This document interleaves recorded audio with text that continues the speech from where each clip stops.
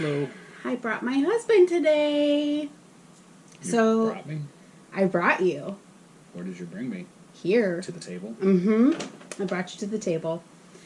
So today we're going to do something a little different. Instead of my normal Make Ahead Monday, we are going to do a Prep Ahead Monday in light of our world circumstances these days. We thought we'd just kind of bring a little knowledge, I guess. I think a lot of people, when they think of preppers, a lot of preppers get a bad rap because you see on TV that show with the Doomsday. preppers, whatever it is, and Yeah. those people are extreme.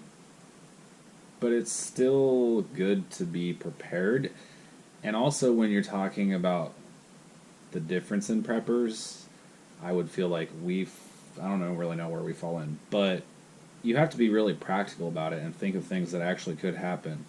And a lot of the things that we have on hand or that we keep on hand is because we live in Nebraska, and Nebraska is in Tornado Alley. So that's constantly on our minds, especially during the summer. Water could shut off.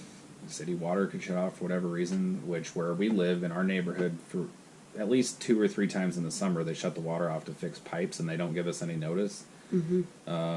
Flooding in Nebraska.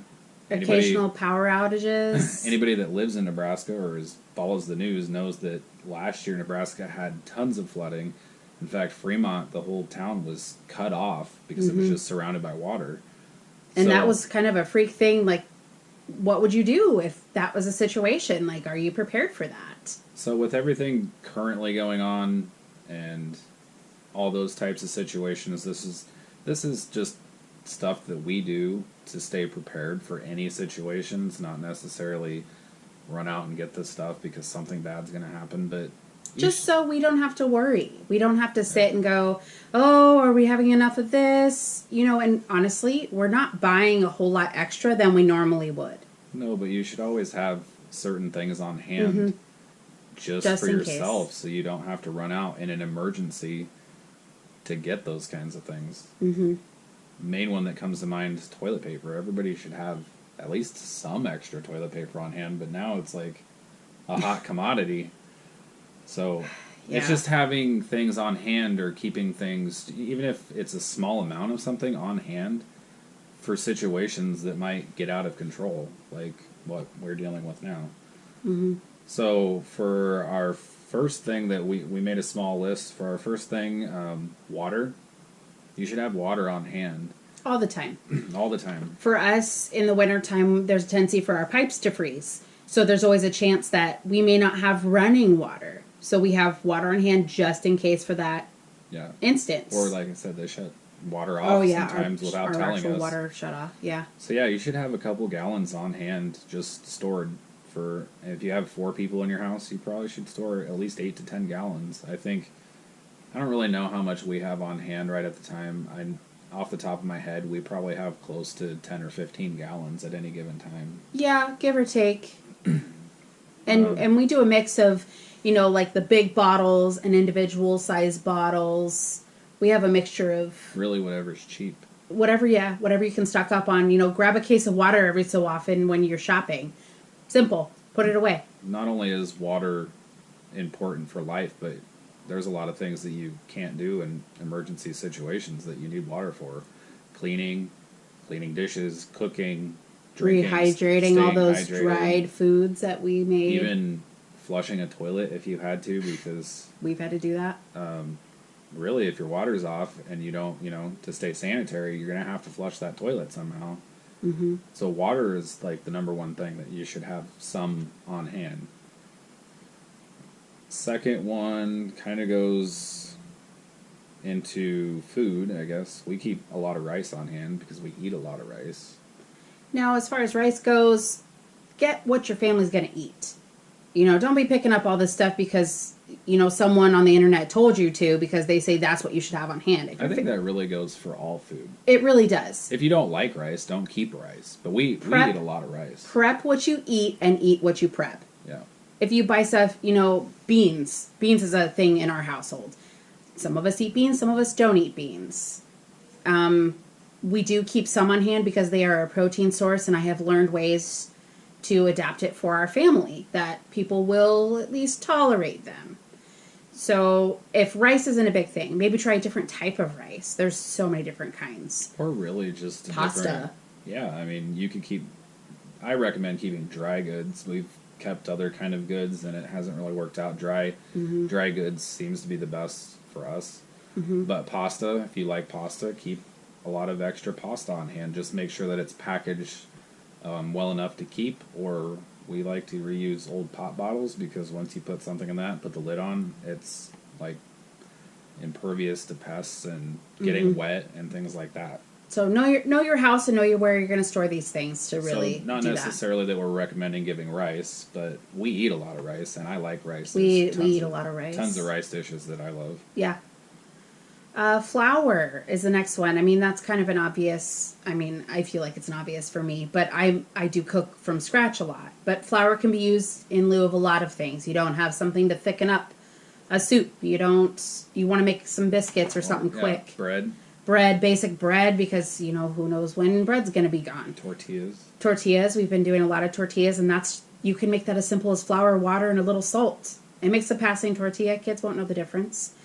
Likewise, if flour is out, because a lot of us are going for the large bags of flour, just look for an alternative flour. It's not that much different. It'll get you by in a pinch, and you'll be fine.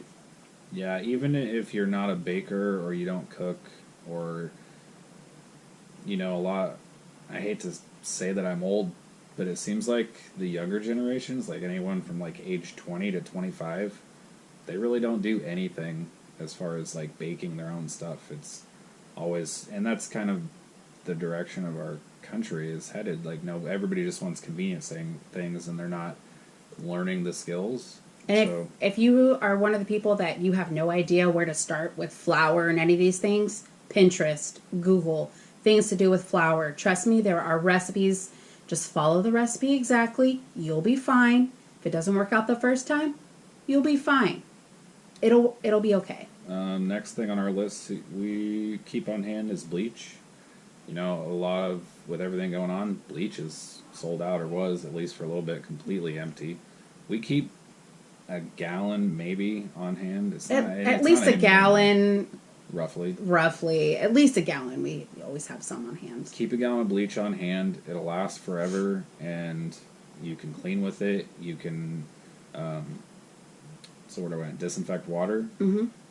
It's like, if I remember right, it's like 3 drops per gallon or 4 drops. I think it's 4 drops per gallon. No. 16 drops per gallon. It's 4 drops per pint. Might want to look it Right. up just in case. I don't remember. I remember the math in my head, but you'd have to look it up. But to disinfect water or clean or just, stay sanitary, bleach. Just plain bleach. Also, know what you can and cannot mix with bleach, because there are a lot of things that people will mix with bleach, and it can basically create a harmful chemical that Yeah. will knock your whole family out. Yeah, that's true too. You have to be careful with it, and also don't get any of the scented ones. Obviously, if you're going to use it to disinfect water, you don't want to consume that. So just plain unscented bleach. Definitely. Vinegar. Vinegar, this is my favorite. I probably smell like a pickle half the time. I don't really care because I love pickles. Vinegar can be used for cleaning. You can mix equal parts of water and vinegar. You can clean everything. Honestly, sorry for the background noise. Our cat's It's our really cat. excited about the window open. Come here. This is our new family member. We took him in. Hi, Jaylee. Hello. Yeah, he's our buddy. All right. As far as vinegar goes, anything that has a really bad scent, vinegar, it will smell vinegary for a while, but then it actually ends up smelling cleaner after. Yeah, I don't mind vinegar, the scent of vinegar. Years ago, when our kids were really young, we kind of just gave up cleaning chemicals, and we use vinegar for everything. Love it. Not only it's safe, and it kills bacteria, and we clean with it, and you can clean windows with it, anything. But also, just cooking with it, using it to pickle things.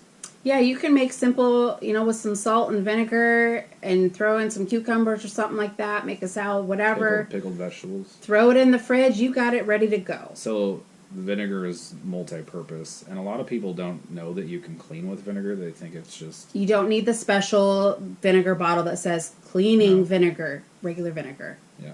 regular vinegar. But a lot of people don't know that you White. can use vinegar to clean. They think it's just for cooking or for making salad dressings and things like that. You can use vinegar to clean anything. We do. Multi-purpose. I That's love pretty it. much all we do. And sometimes if we clean, we haven't done it for a really long time. You can put like orange peels or lemon peels, and it gives it an orange scent, which is really nice. We just haven't done it for. I haven't done that in a long time. No, we should do that. We just haven't bought oranges in a while. Another good thing to keep on hand, even if you don't drink, is alcohol or hard liquor specifically, because it again has multiple uses. The first one being pain tolerance. You know, if you get injured and you don't have anything else, you know, In a pinch. they did that for a long time in the Old West. Just take a shot of whiskey or 10. Also, again, for cleaning, if you get really desperate and you need to clean something, alcohol. Or for trading, if you're in a really desperate situation and things got way out of control, and you had to trade for something, Trade a little pints of Yeah, some they might- strong liquor. that'd be a good trading item. So those are some really basic things that we keep on hand. Oh, we forgot one. Rubbing alcohol. Well, that goes down here with home remedies. Okay. So we do have another one that's separate. That things we do keep on hand, but also like home remedies that you can do if other things aren't available. So if we move that down here. So that's just basic things that we keep on hand. Our personal home remedies, because we notice things like hand soap is out and rubbing alcohol is out and Aloe gels. And all kinds of things are sold out right now. So if you need some basic things at home, like someone asked me about peroxide the other day, and you can use an onion, because an onion is antibacterial. You can also, if you get a burn from the oven or your straightening iron because you decided to straighten your hair today, cut an onion. You have to cut it fresh and put it on that burn. It will help with your burn immediately and take that sting out. Yeah. It has to be cut fresh, though. It can't be one that's been in your fridge for a while. And a good juicy one is the best. Good juicy one, yeah. Apple cider vinegar. Again, I mean, you can clean with it for sure, but apple cider vinegar is better for consumption. Yep, that helps with your digestive system. Just like a little shot of that. There's plenty of things on Pinterest and Google recipes with that one. Ginger. Ginger. Fresh. I feel like fresh ginger's better, but I guess in a pinch, ginger powder probably would Yeah, be you could okay. do ginger powder, just rehydrate it. Yeah. It's good for upset stomachs and just overall health, like keeping you healthy. A little bit of ginger. Some Also- people eat it straight. Also, if you're like sick or you have like a cold or something, Put it in some tea. cinnamon. Oh, I skipped. Well, cinnamon. That's a good one too. And then honey. So, honey is good for sore throats. When the kids were little, before we could really give them any medicine or things like that, if they had a sore throat, we would do a mixture of honey and cinnamon for the antibacterial. And it's, it's sweet, so they don't really mind taking it.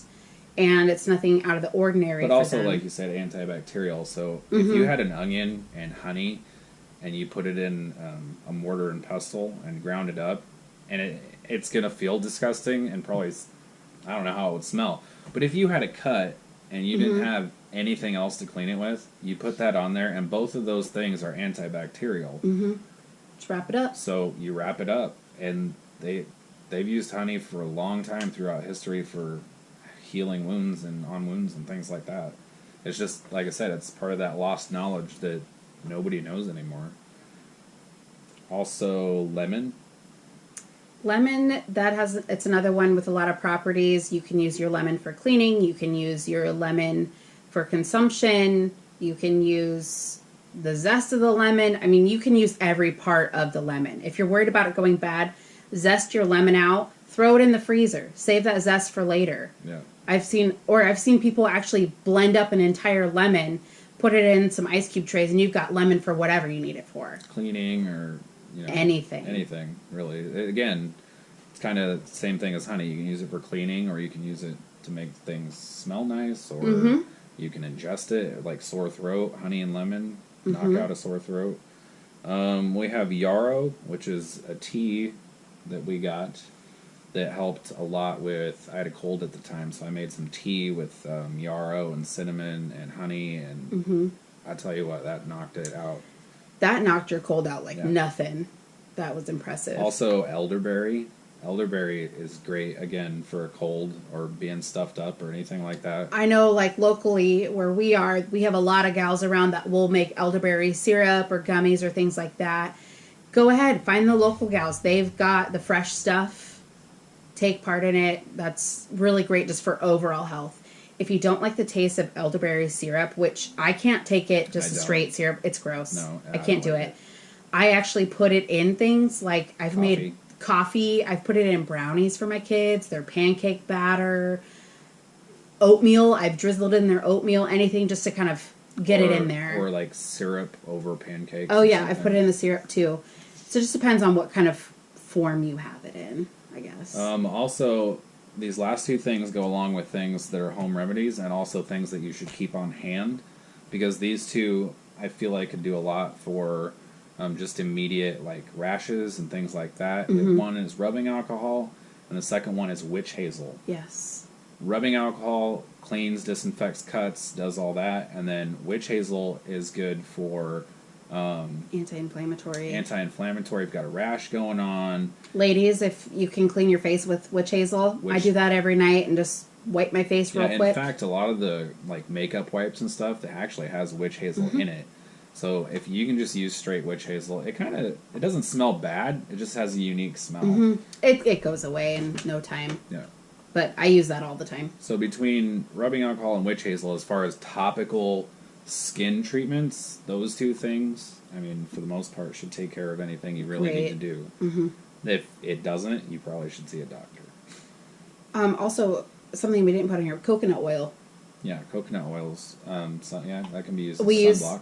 use that. You can use it as sunblock. You can use it. My kids tend to have eczema at certain times of the years. I will put that on there just to help calm their skin. That's really good. It's also good for your teeth. Teeth, oil pulling. You can use it as a lotion.